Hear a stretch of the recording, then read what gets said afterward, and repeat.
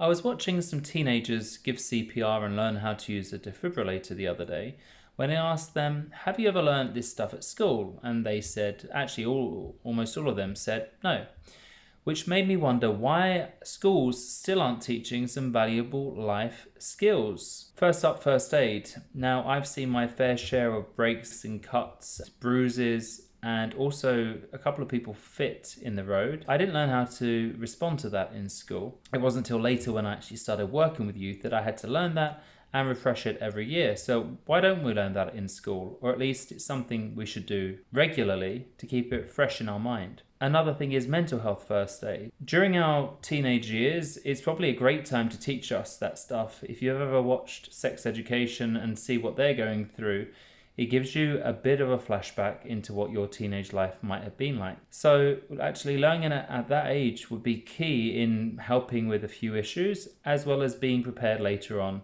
in life when maybe you have kids, work with young people, and also just for yourself to be a mentally sound and emotionally intelligent human being. And finally, why don't they teach us to drive at school? Because let's face it, it's a necessity for most places now. By privatizing it in the way that is done, it actually excludes a lot of people who perhaps can't afford it till they can actually save money up to do those lessons.